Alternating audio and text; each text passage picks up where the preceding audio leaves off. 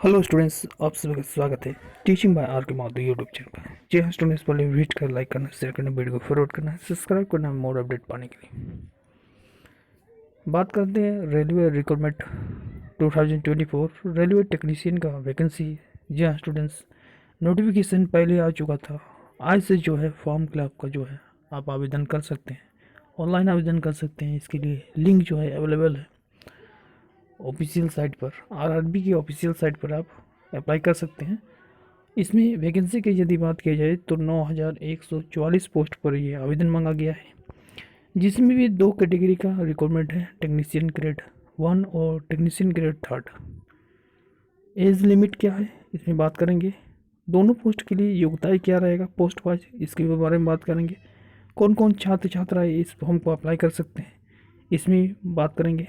आपके पास कौन सा डिग्री होना चाहिए, ठीक है, क्या आईटीआई के साथ साथ जो है आपके पास डिप्लोमा में चाहिए या फिर बीटेक चाहिए, क्या चाहिए, नॉर्मल डिग्री, ये सारा चीज़ हम इस वीडियो में बात करेंगे। साथ ही साथ हम लोग जानेंगे एग्ज़ाम का पैटर्न क्या रहेगा, कब तक एग्ज़ाम होने की संभावना रहेगा टेक्नीशियन का। और चलिए डिटेल्स समझते हैं ऑफिशियल साइट पर। तो इस प्रकार से आप नोटिफिकेशन को जैसे ही आप डाउनलोड कीजिएगा तो आपको इस प्रकार से दिखाई देगा, ठीक है। देख पा रहे हैं यहाँ पर भारत सरकार लिखा हुआ, रेल मंत्रालय, रेलवे भर्ती बोर्ड जो है, CN number 02/2024। Technician grade 1 signal और टेक्नीशियन ग्रेड 3 की विभिन्न श्रेणियों की जो है भर्ती आई है, उसके लिए आवेदन की प्रक्रिया जो है वो है 9 मार्च 2024 से, यानी आज से ही आवेदन की प्रक्रिया शुरू हो चुकी है। वहीं अंतिम तिथि यदि बात की जाए तो 8 अप्रैल 2024 तक मिडनाइट तक आप आवेदन कर सकते हैं। जो भी आवेदन में त्रुटि रहेगा उसके लिए सुधार के लिए 9 अगस्त से लेकर 18 अगस्त 2024 तक लिंक उपलब्ध रहेंगे। आगे में देखिएगा तो यहाँ पर आपका जो है ग्रेड पे लिखा हुआ है, जो टेक्नीशियन सिग्नल ग्रेड लेवल 5 में जो प्रारंभिक जो आपका वेतन होगा वो है 29,200, ठीक है। इसमें जो मेडिकल स्टैंडर्ड होगा वो P1 का होगा। और एज लिमिट की यदि बात की जाए तो 18 से लेकर 36 साल तक यदि आपका उम्र सीमा है, उम्र हो रहा है, तो आप जो है टेक्नीशियन सिग्नल 1 के लिए एलिजिबल है। कुल रिक्तियों की संख्या 1092 है टेक्नीशियन सिग्नल 1 लेवल 5 के लिए। टेक्नीशियन 3 के लिए जो है वो लेवल 2 में आपको नियुक्ति होगी और इसका ग्रेड पे 19,900 रुपया है। और इसमें जो है अनुलंघन एज पर देखा जाएगा, ठीक है। और उम्र सीमा की बात की जाए तो टेक्नीशियन ग्रेड 3 का उम्र सीमा है 18 से लेकर 33 साल तक। कुल पोस्ट की संख्या जो है 8,052, कुल मिलाकर 9,144 पोस्ट पर आवेदन मांगा गया है। आगे आइएगा तो यहाँ पर आप देख पाइएगा, यहाँ पर तो सबसे पहले आपको जो है यहाँ पर एज में भी आपको छूट देखने को मिलेगा। यदि आपका उम्र सीमा जो है 36 साल हो, 37-38 साल भी हो चुका है, तो आप एज रिलेशन, आप यदि कैटेगरी में हैं, ओबीसी है, जनरल छोड़ के ओबीसी है, एसटी एससी है, तो आपका उम्र सीमा में छूट मिलेगा, ठीक है। तो यहाँ पर आप देख पा रहे हैं उम्र सीमा की जो गणना जो है वो आपका उम्र सीमा का गणना भी लिखा हुआ है।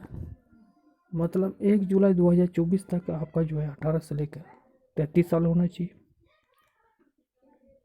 सिग्नल 1 के लिए, और सिग्नल 3 के लिए जो है 18 से लेकर 30 साल तक।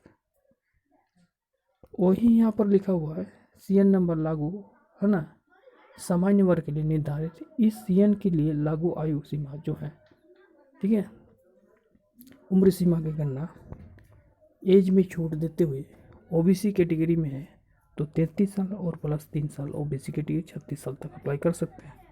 टेक्नीशियन ग्रेड 3 में भी यही चीज़ लागू होगा। उसमें भी आप ओबीसी में बिलोंग करते हैं तो 3 साल का छूट मिलेगा।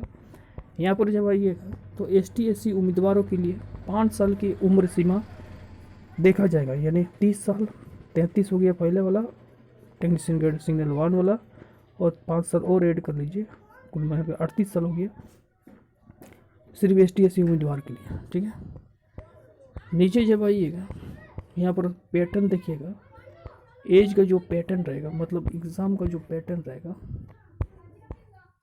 यहाँ पर परीक्षा शुल्क जो निर्धारण है यहाँ पर 500 रुपया है। ठीक है, और ST SC के लिए उम्मीदवारों के लिए 250 रुपये लगेगा। जनरल OBC BC1 हो या BC2 हो, EWS हो, उसके लिए 500 रुपये लगेगा। एग्ज़ाम अपियरिंग हो जाइएगा तो 400 रुपये आपको रिफंडेबल मिलेगा आपको बैंक थ्रू से। ठीक है, जिस अकाउंट को अभी मेंशन कीजिए उसी अकाउंट में आपको 400 रुपया भेजा जाएगा। वही ST SC की बात की जाए तो 250 रुपये रखा गया है। ठीक है, आगे बात की जाए तो यहाँ पर आप देख पाइएगा जो है यहाँ पर जो होगा आपका भर्ती की प्रक्रिया जो होगा, सबसे पहले जो है CBT मोड पर आधारित एग्ज़ाम होगा। एग्ज़ाम जो होगा पैटर्न, ये पैटर्न जो है क्लास 10 पर आधारित होगा NCERT, और CBT मोड पर ये एग्ज़ाम होगा। ठीक है, उसके बाद DV होगा, डॉक्यूमेंट वेरिफिकेशन, तत्पश्चात उसके बाद जो है मेडिकल एग्ज़ाम होगा। उसके बाद फाइनली जो है एक लिस्ट निकलेगा। उसके बाद विभिन्न RRB द्वारा आपका जो है जहाँ जहाँ सीट है, जहाँ अप्लाई किया है, उस अकॉर्डिंग जो है आपको बुलाया जाएगा यदि आप सिलेक्शन होते हैं तो ये तो रह गया आपका किस प्रकार से चयनित होगा। एग्ज़ाम का पैटर्न भी हम बता दिए। ठीक है, अब पूरा सिलेबस का एनालिसिस हम जो है एक वीडियो लाएंगे, उसमें सिलेबस को एक एक चीज़ डिस्कस करेंगे, क्या क्या आपको पढ़ना है क्या नहीं। ठीक है, प्रैक्टिस सेट भी ले आएंगे सारा चीज़। ठीक है, तो फॉर्म को जो है आप लोग जल्दी भर दीजिएगा। हाँ, अब रह गया है टेक्नीशियन सिग्नल 1 और सिग्नल 2 का योग्यता क्या रहेगा। ठीक है,